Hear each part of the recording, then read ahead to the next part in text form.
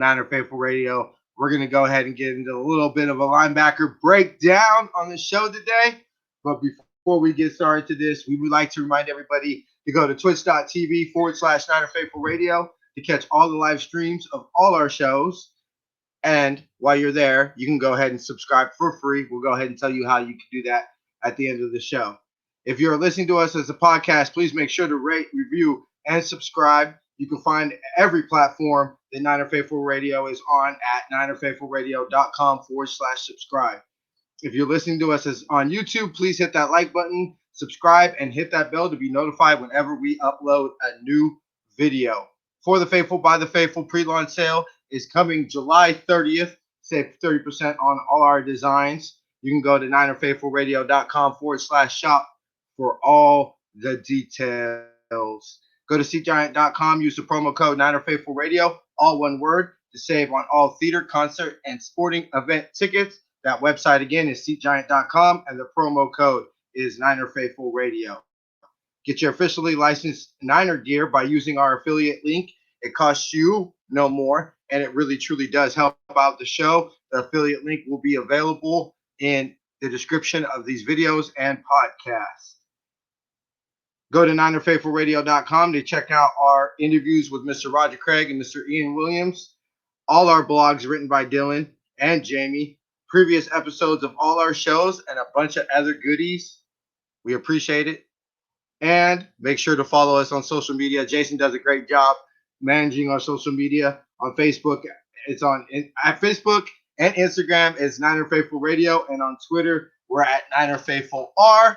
With that being said, ladies and gentlemen, boys and girls, faithful of all ages, let's get the show started. Montana steps up, throws.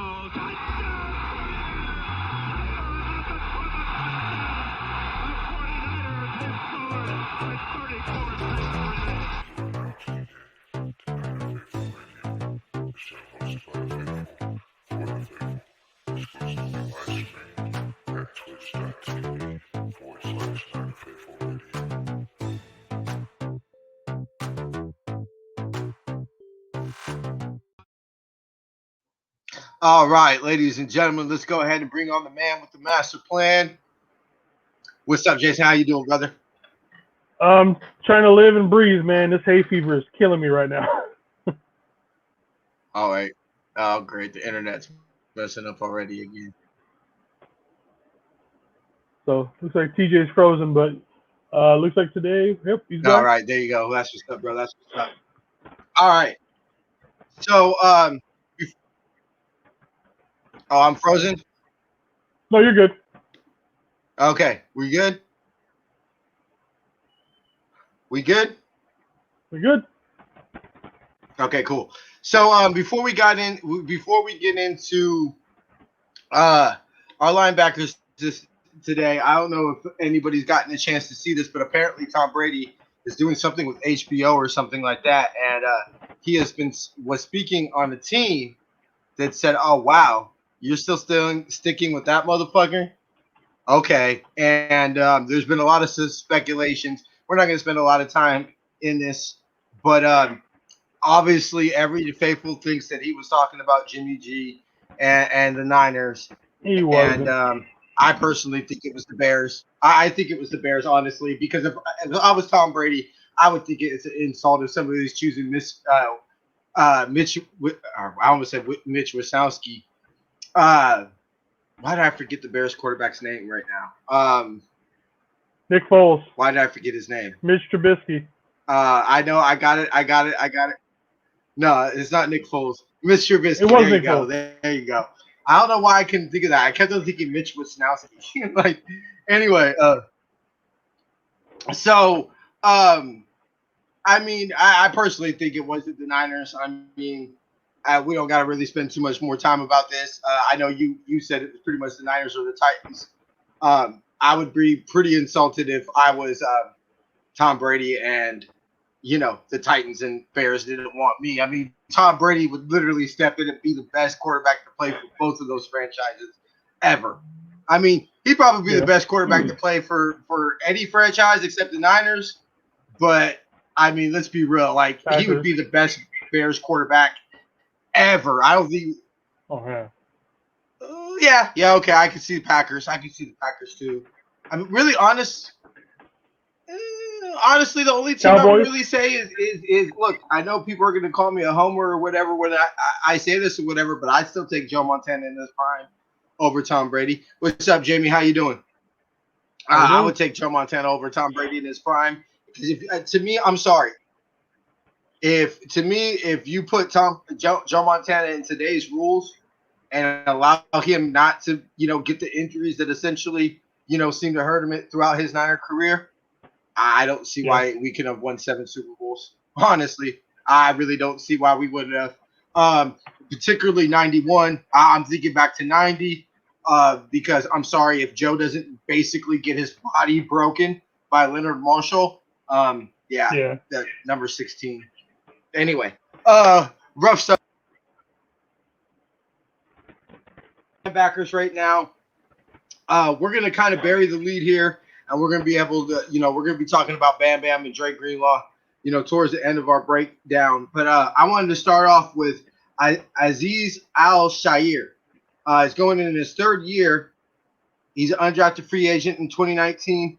This I did not know, but in 2019 and in 2020, he played 15 games in 2019, and 15 games in 2019, and 13 games last year. I would say he's pretty secure being on the roster. I mean, he's not going to be on the field on third downs. He's going to be our sandbacker. He'll be there on base downs and everything like that. But I mean, I see him taking the team. Jason, your thoughts?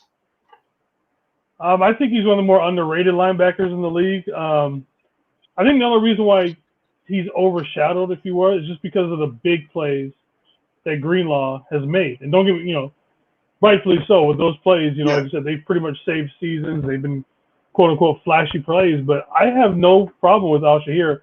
Like I said, he's underrated. He's steady for everything that he does. He's just a good, solid linebacker. Reminds me a lot of Plummer from back in the days. So. Yeah. Gary Plummer. Good call. Yep. The thing I like about Al-Shaair is, he's another diamond in the rough, that undrafted free agent. He's not a, first round pick like Navarro or like Patrick Willis was and everything like that. And to me, I'll always, if things are tied, I'll always give it to the undrafted free agent. Obviously, teams would always go with the draft pick, but Money. I like to go with the undrafted free agent because they're going to want it more. Well, money, A, they're going to demand less money, and B, I feel that they want it more. We say it all the time on the show. I'm pretty sure y'all sick and tired of me saying it, but football is such a game of motivation. You've got to want to, especially defense. Defense is all effort. Defense is all want to. Do you want to beat the man across from you? You want to. Eric Davis says it perfectly on his podcast all the time. Look, playing defense is all about, do you want to take the grown man, to the ground or not? That's simply what it is. Do you have the want to hit this grown man, and it's going to hurt? But are you going to hit this grown man over and over and over and over again? Either you do or you don't. And I think that motivation, especially with defense, is such a huge factor that I'm always going to go with the undrafted guys. I'm going to go with the guys who had to scratch and claw and, risk getting cut every single day. Every time they saw that coach walking down the hallway, getting ready to cut people, they had to, butthole had to get a little tight because, they knew that they could easily be the one that the coach is coming to get. Hey, coach wants to see you bring your playbook. We all know what that sentence means. Coach would like to see you in his office, bring your playbook. And let's be real, Fred Warner's never had to face that. And we love him. Love Bam Bam to death, best linebacker in the league, but Fred Warner's never had to risk hearing, that he was about to be cut. It was pretty much assuring to make the team. And so, I want to take the undrafted player because of the motivation. James Burris, undrafted free agent out of by Miami in 2016, was signed as a free agent this year. Burris was originally entered the NFL after signing with the Miami Dolphins as a restricted free agent May 5th, 2016. As a rookie in 2016, he spent time with the Los Angeles Chargers, Baltimore Ravens, Jacksonville Jaguars, and Cleveland Browns practice squads. He later spent 2 seasons with the Browns, 17 and 18, while also playing for the Jets in 2019 and the Whackers in 2020. Throughout his 5-year career, Burris has played in 31 games, 21 starts, registered 157 tackles, 8 pass defense, 4.5 sacks, 2 forced fumbles, 1 fumble recover, and 1 interception. In 2020, he played for 4 games for Green Bay. Honestly, I'm looking at special teams / camp body. I'm not having my money on him making the roster. We kept 5 backers last year, and we'll go ahead and give our predictions at the end of the show. But he's definitely on the roster bubble, and if he can play some special teams and maybe make some splash plays in the preseason, okay, fine. But I don't see him sticking around for the final roster cuts. Jason, your thoughts? Yeah, I don't see much of him after being, with what's the name that we drafted or brought in from the after the draft, and he's just like I said, special teams. He's gonna have to outplay somebody, or he's gonna have to actually Justin Hillard. Where he's gonna have to seriously outplay or an injury to get on the active roster, in my opinion.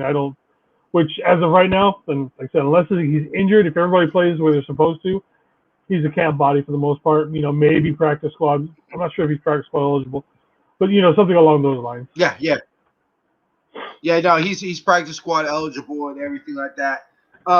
Yeah, I agree with you. Look, I think that we brought this in for camp competition, and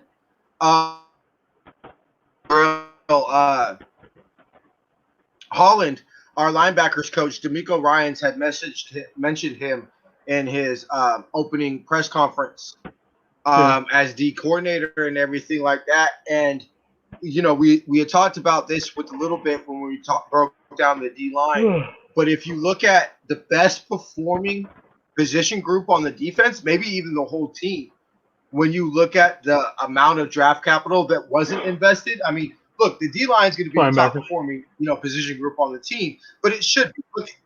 Look how many, first round picks. We've clearly invested a lot into that D line. We really haven't. The highest draft pick that we have in the linebacker room is Fred Warner, and I mean, mind you, that's a 3rd round pick. That's still a 3rd round pick. But if to me, what D'Amico Ryans and Holland were able to get out of the linebacker core pretty much since 2018 stepped on the field, I do feel that it's the best performing unit. And so I trust our coaches, our coaching staff in the linebacker room to get the best out of these players. And I'm excited, and I'm all for bringing in as many talent as. And like you said, I believe they are bringing back the ability for veterans to be on practice squad this year. So they're adopting the same rules with the practice squad as in 2020, as far as I've heard. So, you assume, knock on wood, the linebacker room has been relatively healthy compared to the other team. But after 2020, I'm not going to assume that nobody's not going to get hurt after what we went through last year. And so you want to keep some linebackers on the practice squad and everything like that, especially if they show that they're maybe a year away with Drake Greenlaw. He's going to be eligible for a contract extension, this next offseason. So I don't know where the team's at and wanting to bring him back. But I think he can have a little bit of market out in the he's going to have a little bit of market in the free agent department. So, maybe you stick some of these linebackers in the practice squad for a year or two, get them seasoned, get them some reps with the practice squad, and maybe, they're prepared to take Drake Greenlaw's spot if by any chance he doesn't return after 2022. Okay, this is another one. Our next linebacker, Demetrius Flanagan Fowles, I think is really really interesting player. The Niners drafted him as he was undrafted free agent in 2019. He was originally a safety, and the Niners switched him to linebacker. And we seem to be doing that a lot. We did it with Marcel Harris. I think we're going to do that with Hufanga, Talanoa Hufanga. I believe that he's probably going to be he might start camp as a safety, but eventually I see him being put as that hybrid safety linebacker role. I think that would be really good for him. That's Demetrius Flannigan-Fowles is a nice little player that we've he spent the all 2019 at the practice squad and came up for 10 games last year, had 3 solo tackles. And so it's I'm not gonna say that he's gonna test Dre Greenlaw or Bam Bam for starting roles, but I'd like Demetrius Flannigan-Fowles on the roster as a fourth linebacker / special team stud that can hit like a safety, run like a linebacker, but hit by like a safety. You can never have too many of those players on special teams because I think one of the underrated aspects and nobody talks about but our special teams kind of took a downturn last year. The special teams wasn't necessarily the greatest unit in the NFL last year. Well, of course. And see, I think what happened mostly is, let's be real, majority of your special teams units are going to be your backups. Are they going to be your second, third stringers, your second, mostly third stringers. And so when now your second string and third stringers now have to be your starters, now you're either bringing on players off the streets to play special teams or you're making those players double dip. And you know what? I played special teams for a couple snaps and a couple practices in high school. And, running up and down that field full strength and everything or on a punt or something like that, you don't think that those players should be tired. But, man, it can kick your ass. You do that a couple times, if there's a couple penalties. I remember it was one practice. Somebody kept on messing up and everything like that. And we kept on having to do the punt coverage. And I was on the line. And we kept on having to do the punt coverage. And our coach was very strict on everybody runs through the ball. I don't care if you're a lineman, whatever you are, everybody runs through the football. And, after about 2 or 3 times, I remember our starting running back who was one of the captains on the team literally grabbed the dude by his face mask and said, "I'm beating your ass if we have to run this play again," because it takes a lot out of you, Yeah. So yeah, most definitely. Jason, your thoughts about Demetrius Flannigan-Fowles? I definitely 45 in your roster. playbook, number 1 in your heart. I think he makes the roster. Just something about the way he moves when he's on the field. I think he's something that we can be work on for either maybe a long-term replacement for Shahir, since like I said, people seem to get down him at times. Maybe even Greenlaw if he's trade bait for something. But I definitely see him making the roster. Yeah, most definitely. I would say over anybody we've named, I'd rather have Demetrius Flannigan-Fowles. I was speaking yesterday on Faithful Talk, and like I was telling Brian yesterday, I said, look, if it comes from a player that you're bringing in, i.e. a free agent or somebody that you've had on the roster, in the case of Flannigan-Fowles for 2 seasons, I'll take the player that I know their worth ethic. They know the culture. I know, I know what they are. We don't know what we're going to get from these free agents. I mean, yeah, we've had an off season with them or anything like that, but we don't know what it's like in week 12 and your body's starting to get a little sore and you don't quite have the energy to put 100% at practice. We know what Demetrius Flannigan-Fowles is going to be like in week 10. We have no idea what these free agents are going to be like in week 10. And so if it's a tie, I'll always choose the player that's been on the roster before. Moving on, we got Nathan Gary, who was drafted in the 5th round by the Eagles, came to us as a free agent in this offseason.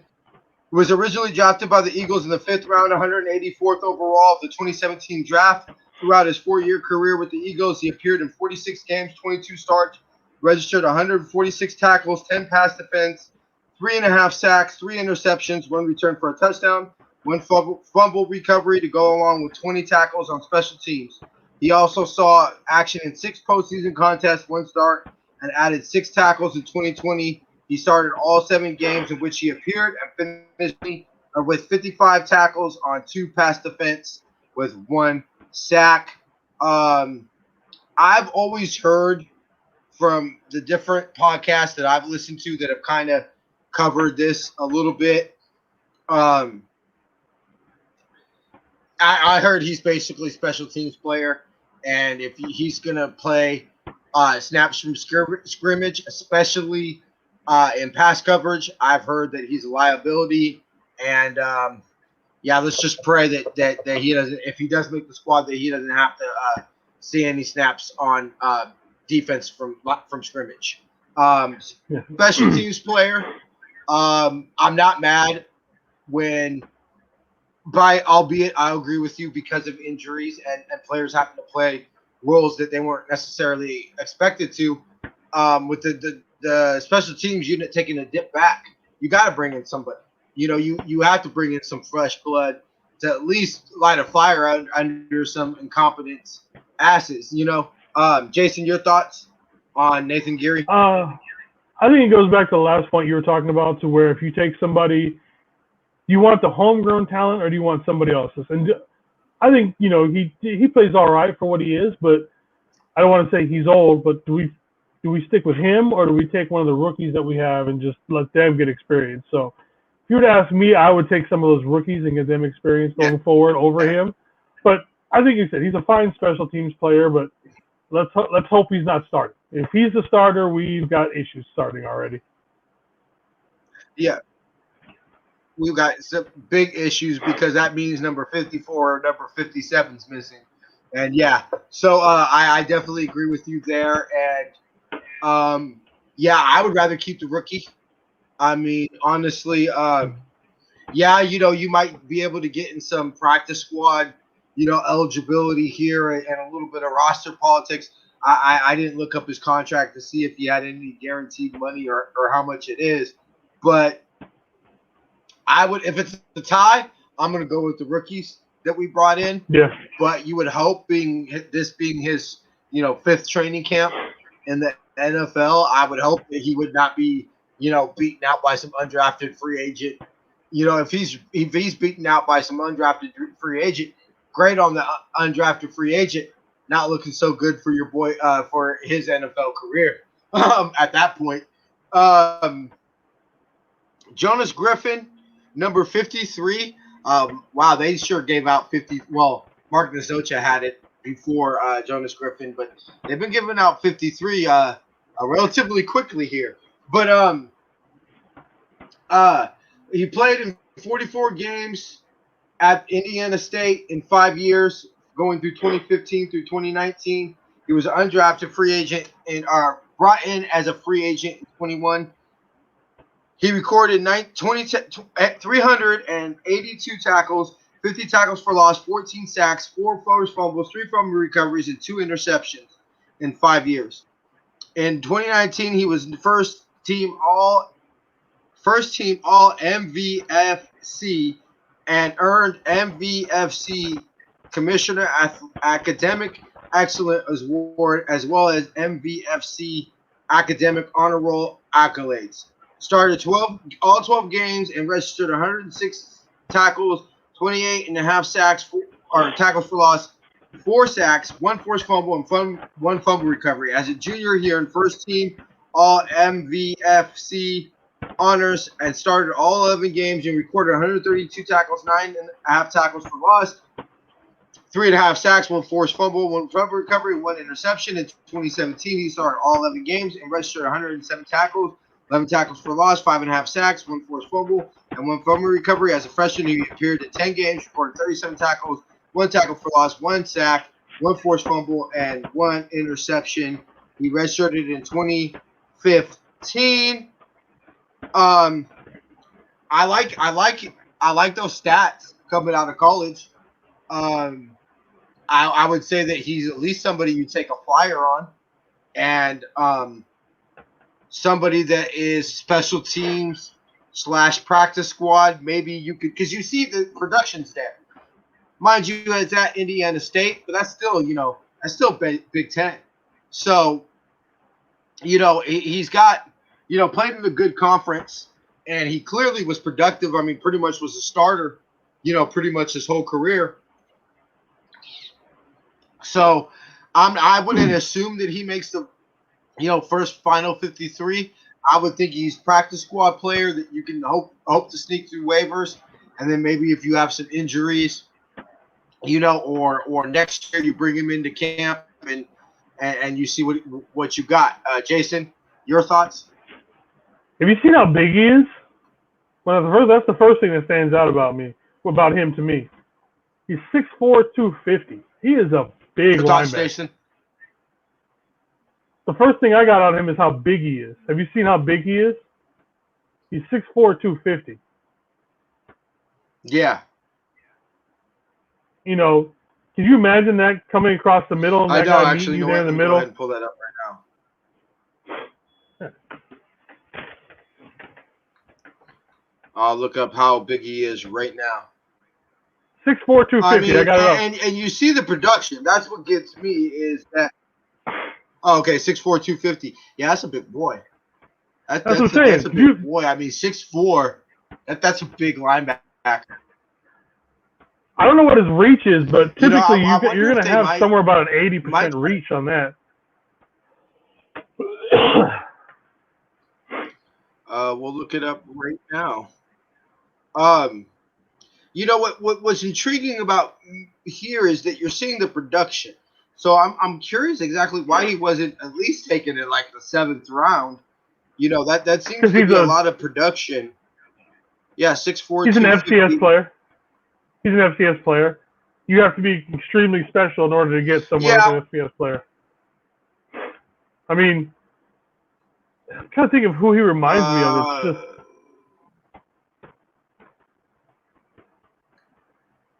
find his wingspan. I can't think of anybody.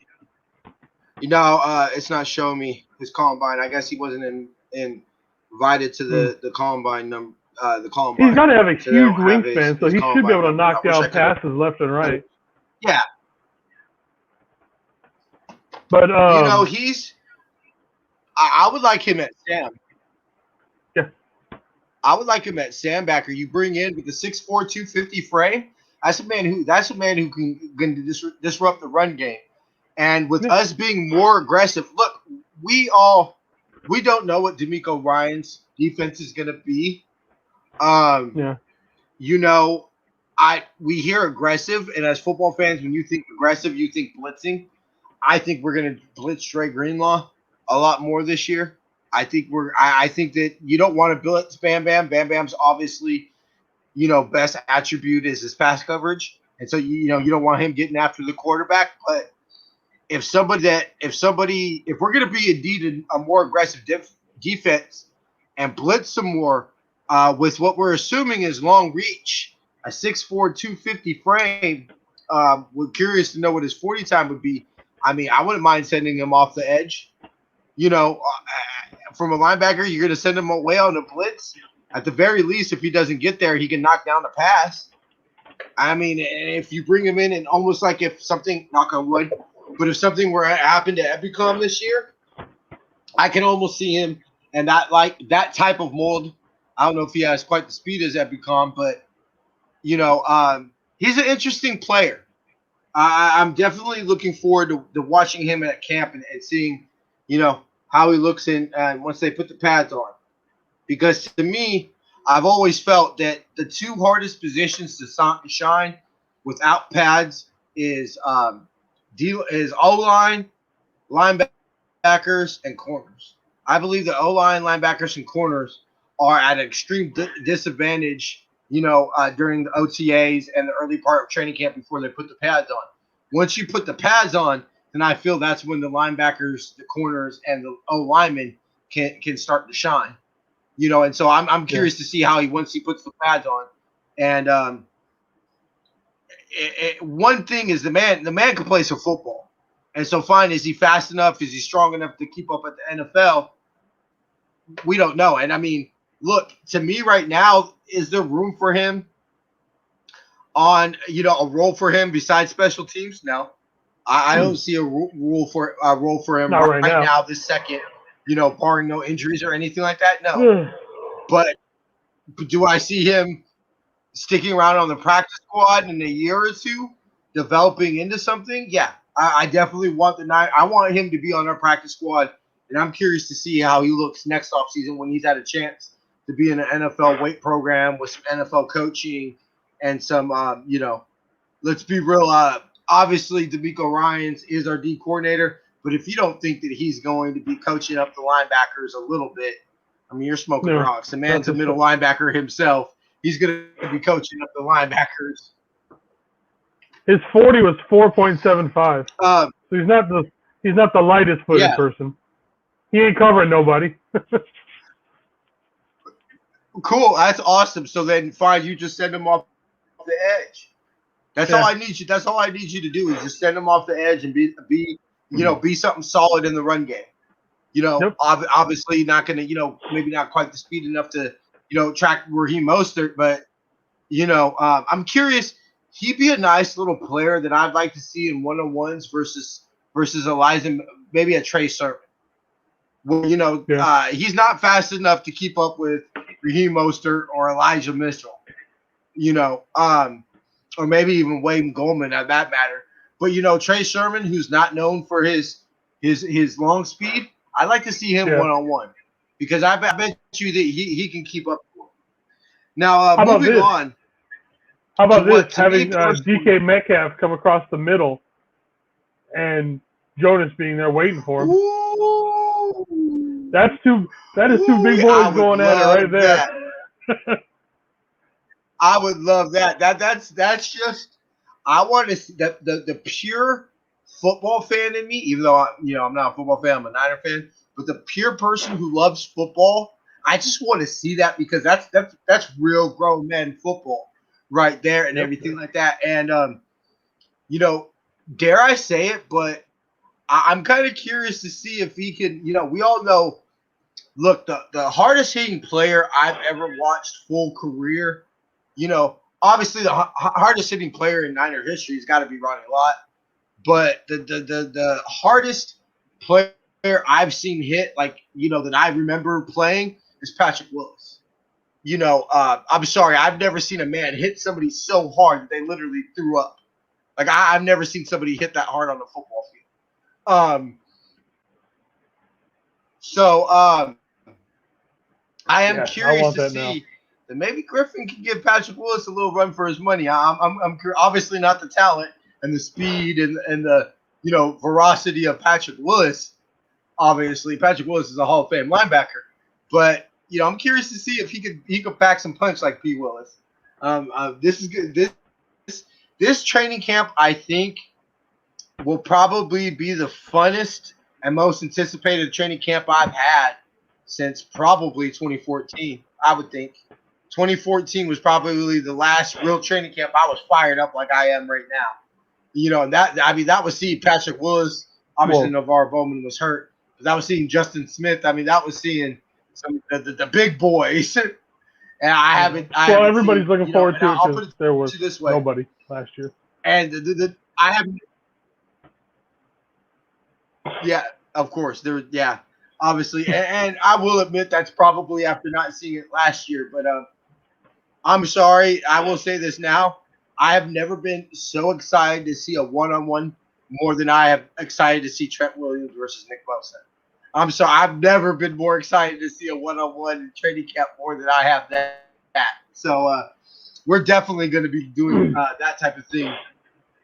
We're definitely going to try to get as close as we can to some players here. Now moving on to what I think to me is the most intriguing rookie linebacker we bring in, and that's Justin Hilliard from Ohio State.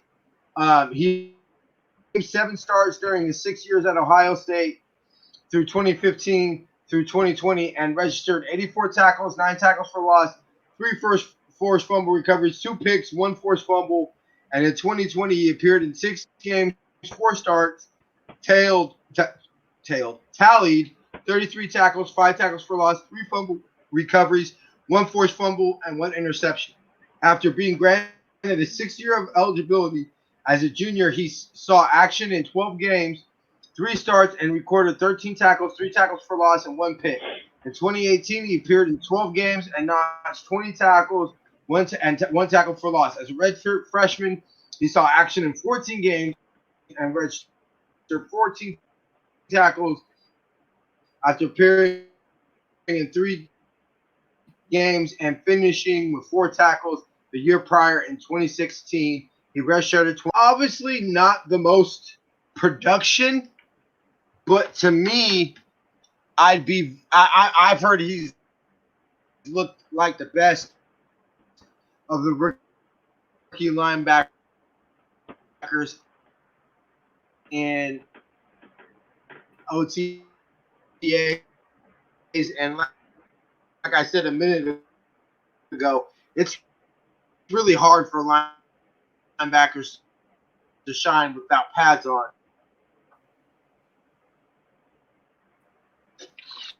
Oh, There were a few teams who were interested in Hiller, and so that we had to compensate him and give him a little bit of change for as far as a rookie, you're lagging, TJ. Undrafted free agent. How's it going, Spontaneous? We were just talking about Justin Hilliard, rookie linebacker coming out of Ohio State. What's going on with him? Apparently, he's looking really good so far at camp. We got you back? Yeah. I'm back, brother. My bad. Here he goes. Yeah, I mean, almost think of him as Kittleish when it's like when he does play, it's amazing. The problem why I know I read it and I know he was both. So. But when they're on the field, they make amazing plays and they're really good. It's just because he's only played in he's very Jimmy-esque with that. Like he had 42 games and 90 starts or possible games, something like that. So he's missed quite a few. Hopefully he's completely healed. He's ready to go because when he is on the field, he does have one hell of a motor and he goes hard when he plays. So let's hope all those injuries are behind him and he he just move forward. He's probably going to spend most of this year as a special teamer, but I'm fine with that. Good. Let him learn. Sit there, like we were talking about with long-term replacements for people, with injuries and everything. You got Jonas over there, Demetrius Foles, and Justin Hilliard. Mostly going to be. I mean. Oh, go ahead. Yeah. No, I fully agree with you. We were talking yesterday on Faithful Talk. Brian and I were talking about how, we don't have a lot of draft capital. And I think that we were all surprised about, the amount of free agents we were able to bring back this year. This team will have some turnover next year. We are not going to bring back as many free agents as we did this year. And it's not necessary. So what's the easiest way to replace, free agents? The draft. Well, we simply don't have the draft. We can't go into the draft needing a linebacker, needing a corner, needing a guard, not a guard, but, needing a safety, needing some D-line. We can't go into the draft the next 2 years needing all these needs. And so a player like Hillard or, Jonas Griffin or some of these, undrafted free agent rookie linebackers are going to probably have to come in and replace Al Shire or replace a Dre Greenlaw if we can't, sign him back and everything like that, because we're not going to be able to pick up a lot of free agents. I'm sorry, I don't see us being big spenders in free agency the next couple of off seasons just because our big free agent dollars are going to be spent on Fred Warner, Nick Bosa, possibly Debo, retaining our own players. We're going to have the cap's going up by $30 million next season, so we can definitely we'll have money to spend. Yeah, we'll have a little bit, but what I'm saying is a lot of our free agent dollars are going to be spent, on Fred Warner.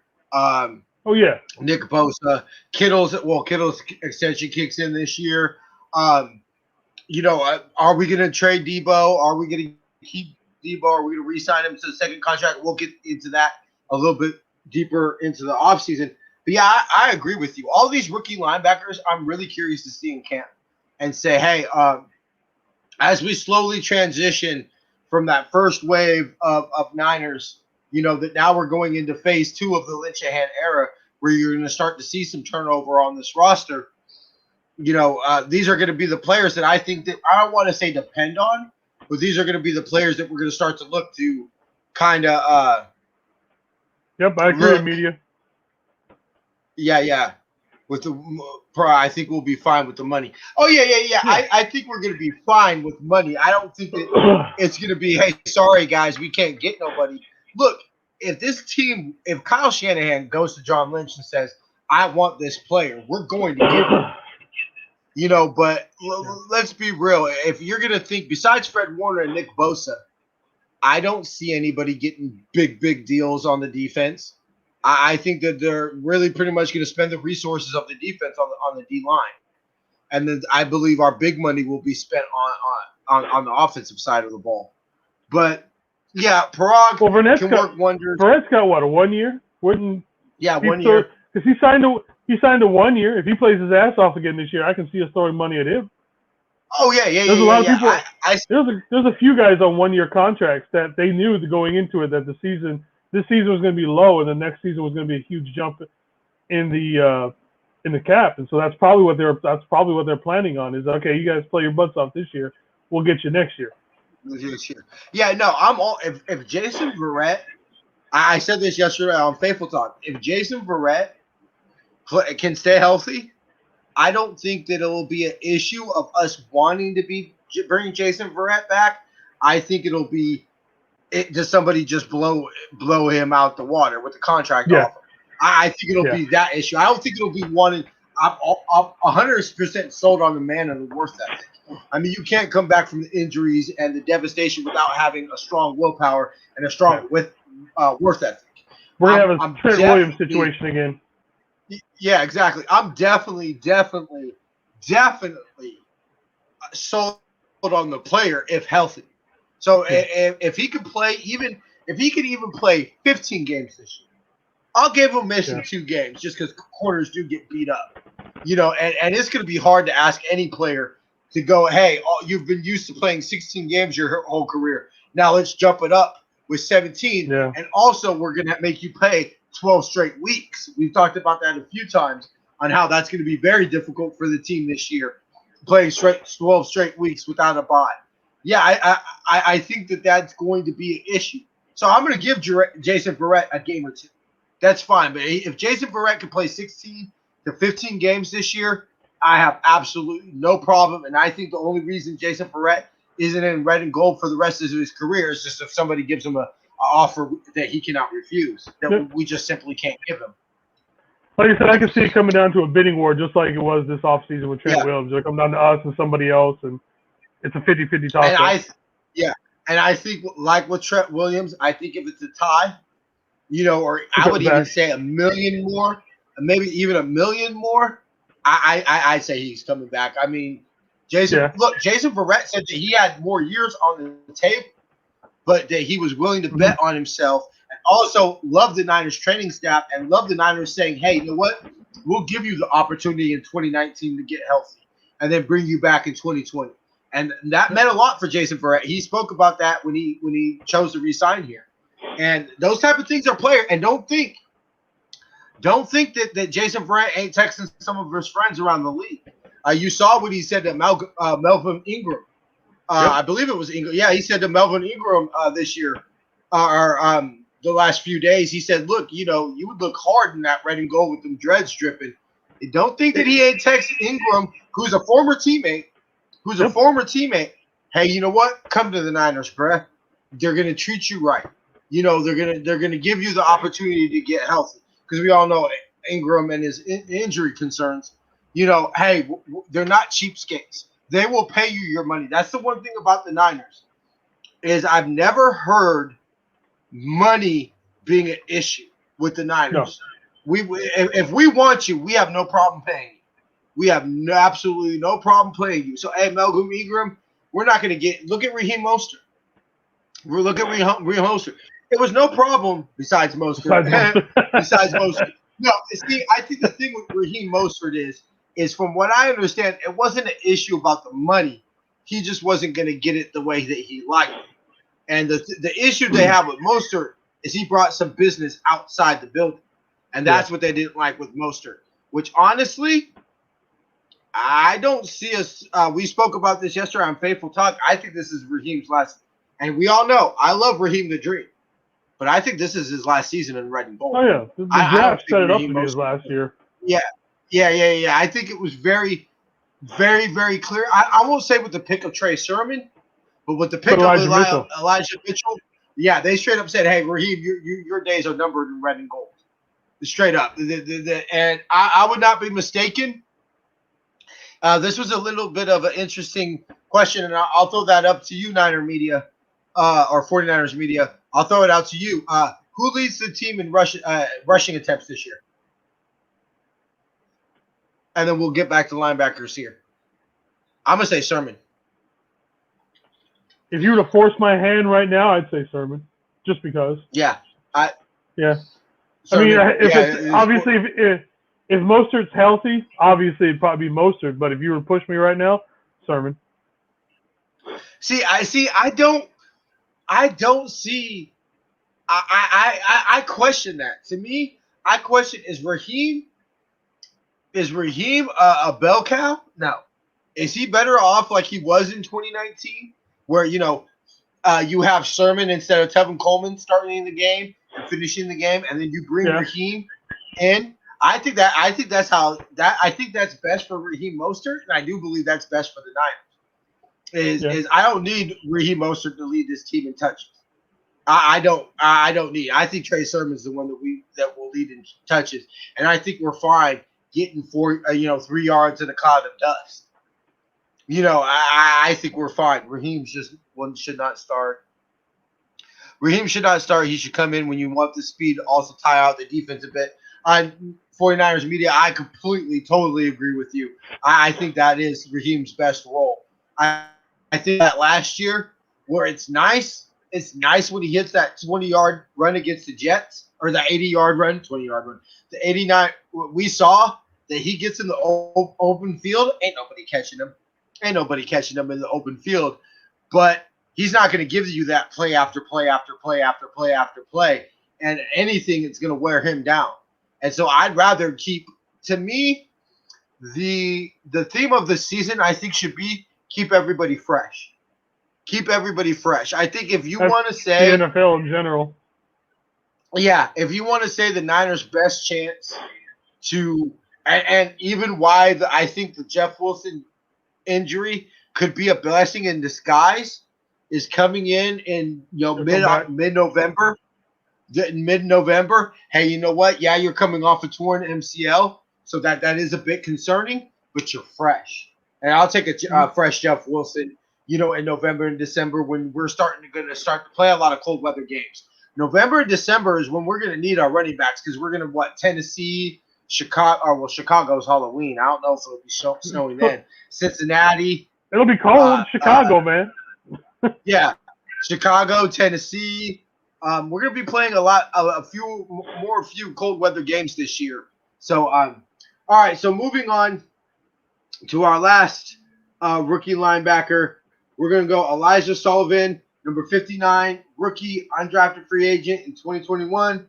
Appeared in 48 games, 24 starts during his 6 years at Kansas State.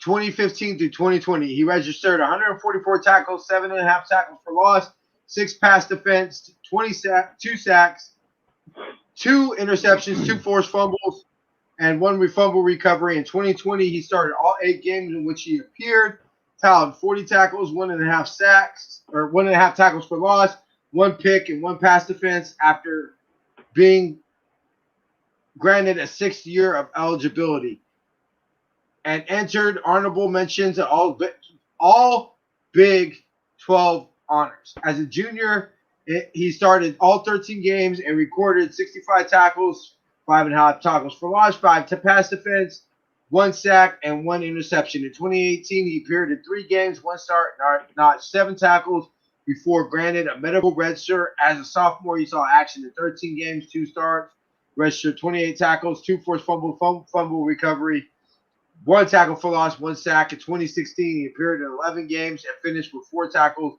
redshirted in 2015. I personally think this is going to be a cap body / practice squad. Jason, your thoughts? Pretty much the same thing. He's there just for camp kind of thing. I've seen a couple of Kansas State games last year, just randomly watching, because for some reason they play a ton of Kansas State games in Seattle.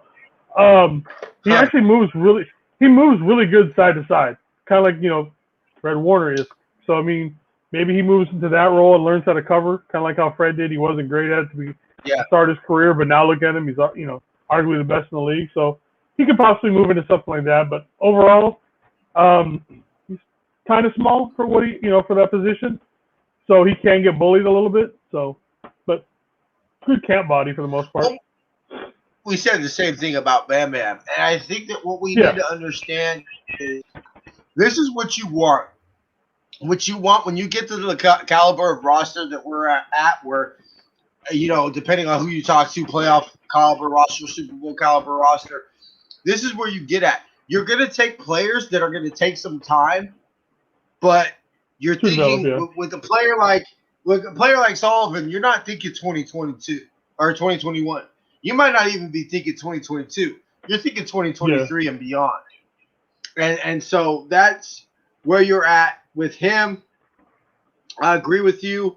Now moving on to one of my personal favorite players on the team, and I believe that he'll be a lot of I want to say favorite players of a lot of faithful, but definitely holds a special place in our house. What I like to call him, the Shecock Killer, aka Mr. Dre Greenlaw.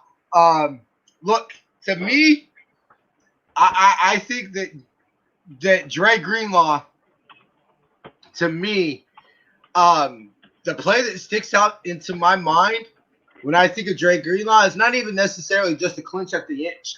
It's a pick and Veterans Day at Levi's that same season in 2019. Because honestly, let's be real, that pick should have beat the Shecock. If freaking Casey doesn't miss that freaking field goal, I was when he picked it, I was walking back into my seats watching on the Jumbotron, and I literally thought he was taking it to the house. I was like, oh, that's a pick. And Dre Greenlaw had a monster game that game. Dre Greenlaw was having a monster game that game.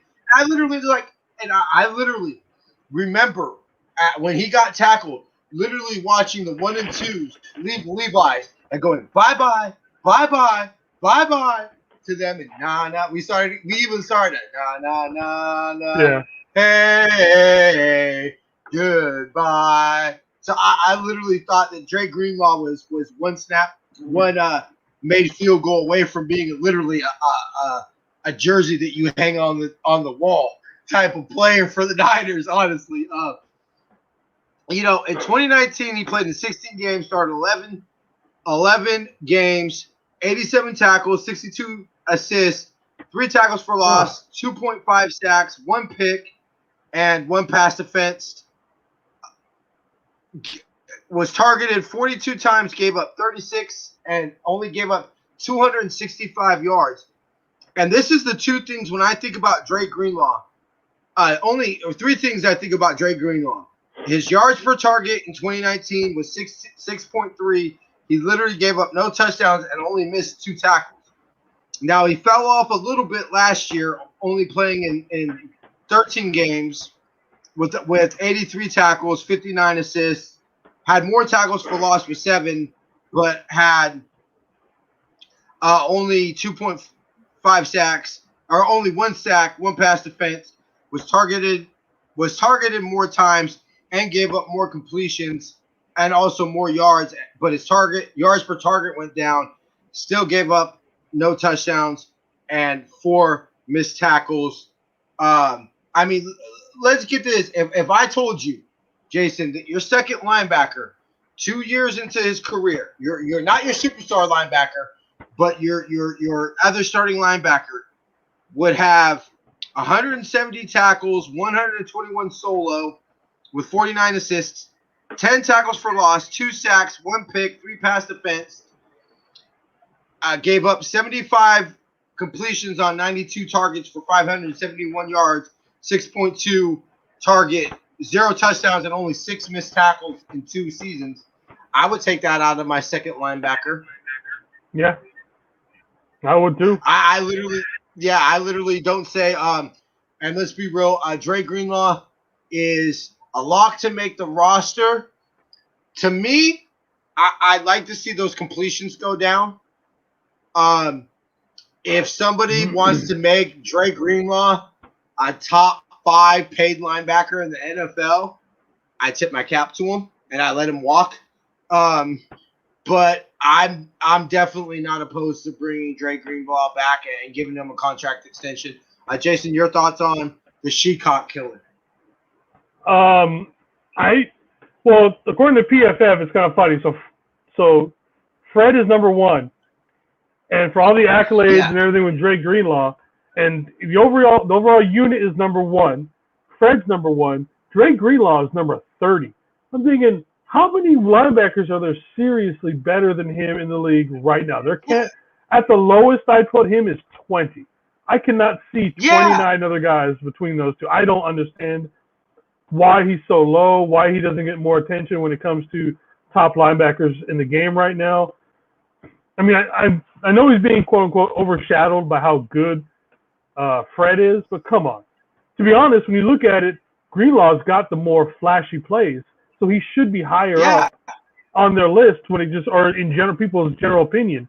But for some reason, he gets lost amongst everybody else who makes the better plays. But yeah, like I said, he's severely underrated for me. Like I said, he doesn't get half enough of the respect that he should get for how good. Like I said, to me, I don't understand how he's down at number 30. The lowest I'd put him is 20.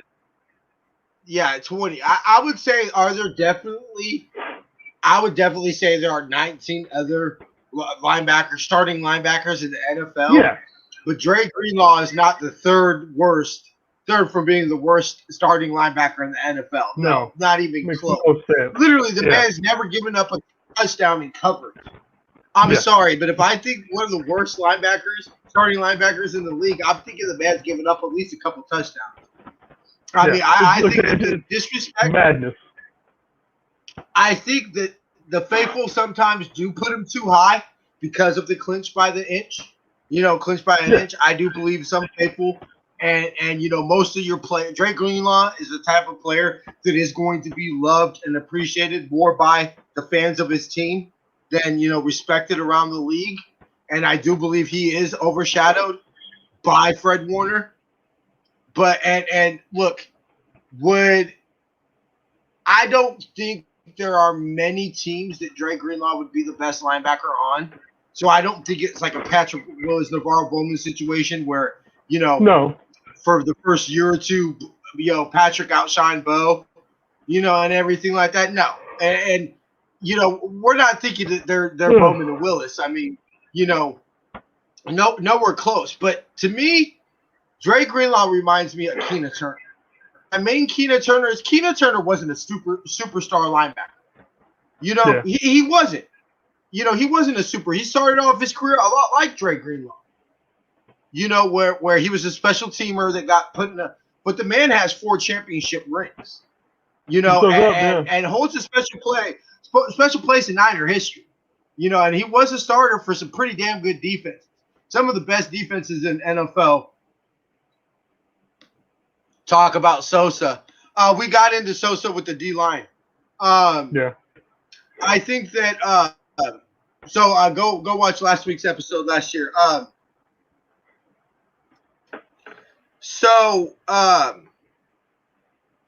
I think that he reminds me of a Keena Turner, where he's not going to be on the Mount Rushmore. Most people, it's Keena Turner. A lot of people, when you talk about the players that have 4, Keena Turner is one of the ones that gets forgot a lot. But he's definitely an important player. And look, I bet you if you talk to a lot of his teammates, they would say, hey, look, Keno was a better player than a lot of people give him credit for. Now we've buried the lead long enough. It is time to get to the man with the master plan, the man I like to call Bam Bam, LB1. I expect some MVP chance this year coming from the man who wears number 54, best linebacker in the league, Mr. Pay that man, Fred Warner. I think that we need to start by just reading these stats. Fred Warner in his career, 47 out of 48 games, 356 tackles, 244 solo, 112 assists, 15 tackles for loss, 3 sacks, 3 picks, 1 touchdown, 21 passes defensed, 5 forced fumbles, 3 fumble recoveries, only targeted 110 times, only giving up 132 completions for 1,199 yards. That's 5.7 yards per target, 0 touchdowns, and 7 touchdowns given up in coverage. Sorry, and only 37 missed tackles in 3 years. Jason, what can't Bam Bam do? I mean, I don't think that you're not talking about one of the best linebackers in the league. I think you might be talking about one of the best defensive players in the league. To me, I started looking at Bam Bam as LB1, that pick 6 against the Yams. That to me, I remember looking at Mama Debbie when, as he was running back, and I remember looking at him and I remember looking at her and saying, LB1. LB1. I literally am stuttering because I don't have the words to describe what Fred Warner means to this defense. We said it when we talked about the D-line, and I'm going to say it right now. Nick Bosa is the best player on defense. Fred Warner is the player we can't do without. And look, Nick Bosa, are we competing with the championship without Nick Bosa? Probably not. But without Fred Warner, without Nick Bosa, we still had a great defense last year. Without Fred Warner, I believe we have one of the worst defenses in the NFL. Honestly, I really do believe that. No, I really do believe. I believe at least bottom 20. I would say 15-20. 15-20 without Fred Warner. We're definitely defense without Batman. We're not as good. Not top defense. But I don't think, again, because you're doubting Greenlaw if we slid Greenlaw over in that position. True. So, I mean, is there a drop-off? Yes. But you're also talking about there's a competent person to come up and play that position and other people to fill the roles. Because the linebacking position or the linebacking core is not that bad. No, it's not. So, I mean, we have people that can slide in there and definitely play. So, I mean, there would be a drop-off, but I don't know if I'd say it would go as down as far as you could say. Yeah, I would. How about this? Let's knock on wood that we never have to find out, huh? Because to me, what everybody asks, hey, why do you still say legendary when Quan Alexander is no longer on the team? I say legendary because Quan Alexander his presence is still on the team, and his presence is still on the team by what he did to Fred Warner. But Fred Warner was very quiet. They used to have to tell him to speak up, when he was calling the plays and everything like that, and very quiet, very humble. And Quan Alexander changed Fred Warner's career. Fred Warner is not Bam Bam without Quan Alexander being on this team. And what I love most about Fred Warner is he's a Patrick Willis. He's the one that's going to get the team fired up. He's the one that's literally got me, running through brick walls and everything that you could possibly think of. I point, if everybody talks to me why you think Fred Warner's the heartbeat of the defense, is I look to the Green Bay game last year. we're getting smashed. I mean, it was clearly from the freaking first drive. You knew. Not even the first drive, when the Niners ran out of the field and River Craycraft was a starting receiver, you knew it was going to be a rough game for the Niners. But Fred Warner's still out there. You're going to feel these shoulder pads. And still out there talking shit. Still out there acting like it's fourth quarter in a close game and we're only down by 3 points. And to me, that's a leader that says, follow me or else. Follow me, climb on my back. I'm going to take us to victory. His pick in the Super Bowl, I literally thought that was the clinch. I literally was jumping up and down, damn near in tears. I started to feel them swell up because I felt it. I was literally like, okay, it's happening. Like, this is going to happen. This is it. This is it. No more, your rings are so old jokes. And I literally thought Bam Bam was and I was going to go out and buy his freaking jersey right after the game and wear it to the championship parade. That's how much I thought that pick was going to, was going to seal that Super Bowl for us. I mean, when we need to play, who's there to save the day? It's Bam Bam.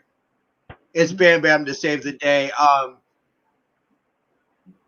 Jason, your thoughts? I've spoken enough and gushed about Fred Warner enough. Best linebacker in the league. That's all I got. Yeah. Keep it simple. Pretty much that's all you need to say. And so I will go ahead and Jason, your 5 that make the roster. Let me pull them up. So you definitely got Dre, Fred, Al-Shahir, Yeah. Foles. One more. I've got a toss-up. Hilliard or yeah, I'll go Hilliard. You know what? I got the same 5. I got the same 5. If they don't think that Griffin can make the practice squad, I can see him making it. I think it's going to come down to him or Hilliard. It's a toss-up between him and Jonas. I really do think that. Yeah, I do too. Those two are in definite competition for the last roster spot. And personally, I think it's going to come down to who we feel that we could sneak through to the practice squad. Honestly, I'm actually really excited about those two. I got the exact same 5. So before we get out of here, before you go ahead and do the ads and run the raid, I will definitely say this. Or you know what? Go ahead and do the ads and run the raid, and then I'll finish it up right after that. I'm not logged in. Are you doing a? Oh, okay. I will do it all. No problem. Well, you didn't. I didn't know you didn't tell me to log in. But while you get that set up, I'll tell them that with Twitch, everybody who has Amazon Prime also has a free subscription every month to your favorite streamer. We hope it's us. So use that free subscription on us. It's free for you. Puts money, towards the show, things we can improve the show. So if you could, please go ahead and use that. You can also pay for it, but if you have Amazon Prime, why pay for it at all? And make sure you hit the notifications to follow and like on the channel. Yes, please do that. Especially with it being Amazon Prime Day. I mean, last day of Prime Day? What other better way to support your favorite streamer on Twitch? We really appreciate it. And honestly, look, most of the money that we go into this doesn't go into my pocket, y'all. We're trying to get laptops, we're trying to get lights, we're trying to get mics for me and Jason. We're really trying to improve the stream and give you a high quality stream, and that definitely will go ahead and be back. But we will literally be back. We will literally be back in 1 minute.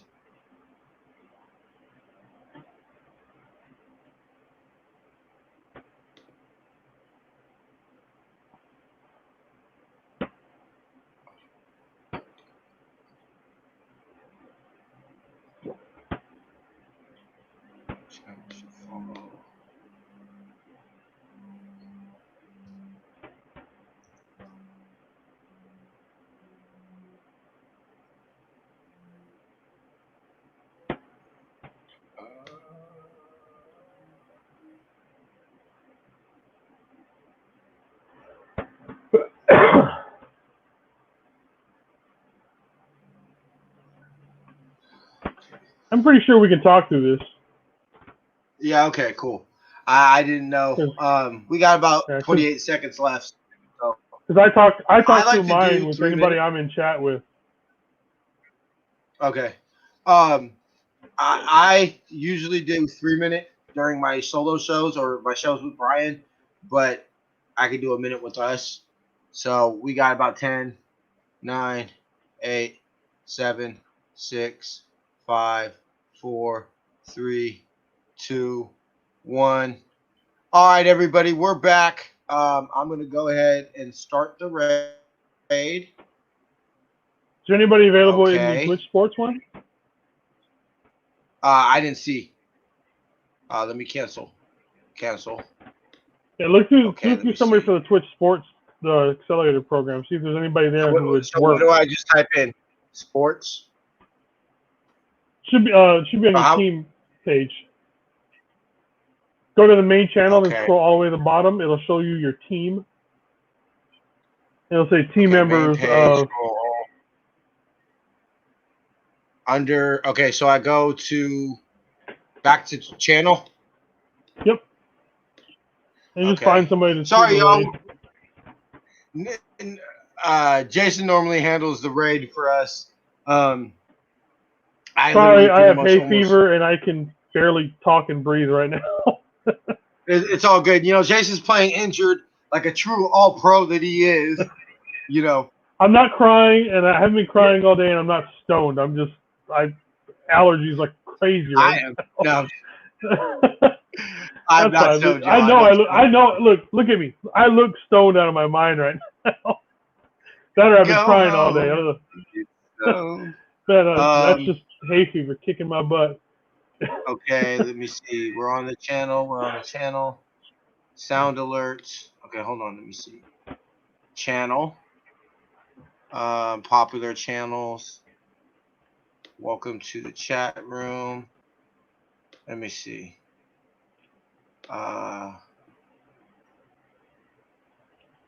Okay, it's taking forever. Or just raid whoever. It just Yeah, looks I'm just good gonna for rate that. whoever. We'll figure it out later. I'll make sure to log in next week. I won't. Yeah. and then we'll figure it out because I do want to start rating them. Sorry, y'all seeing some kind of live production on the Well, it's normally some me that does production it, but during I the just show. didn't log in today. Yeah. There's a lot of behind the scenes stuff that y'all don't normally see that y'all starting to see right now. All right, raid now. And then who are we going to? Okay. We're rated. All right. So we should be get on the field, bro. LOL. You're Yeah, too much that's a good one. Niner media. All right. Jason, you already did that. You already told the people how they can subscribe to us. We'd like to remind everybody to that. I got my outro right here. You can subscribe to our channel for free. Oh, I already did that. If you're listening to us as a podcast, please make sure to rate, review, and subscribe. You can find every platform you can subscribe to us at NinerFaithfulRadio.com/subscribe. If you're listening to us on YouTube, please hit that like button and subscribe, and also hit that bell to be notified whenever we upload a new video. For the Faithful by the Faithful pre-launch sale is coming July 30th. Save 20% off of all our designs. Go to NinerFaithfulRadio.com/shop for more details. Go to SeatGiant.com. Use the promo code NinerFaithfulRadio to save on all your concert, theater, and sporting event tickets as well. Get your officially licensed Niner gear from shop49ers.com using our affiliate link. It costs you no more, and it really does help out the show. The link will be available in the description of our podcast and videos.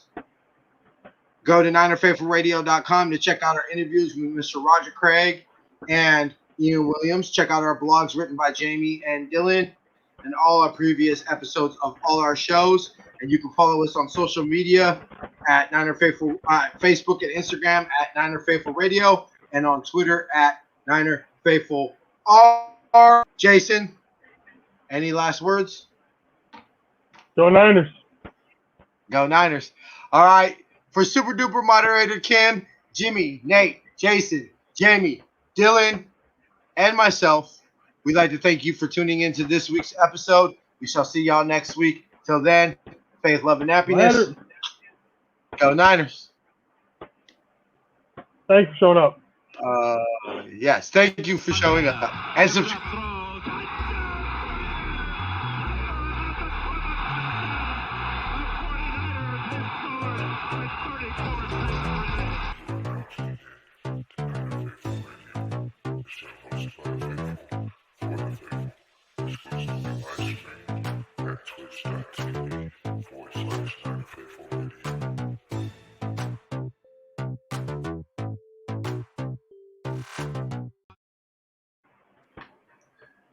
See ya.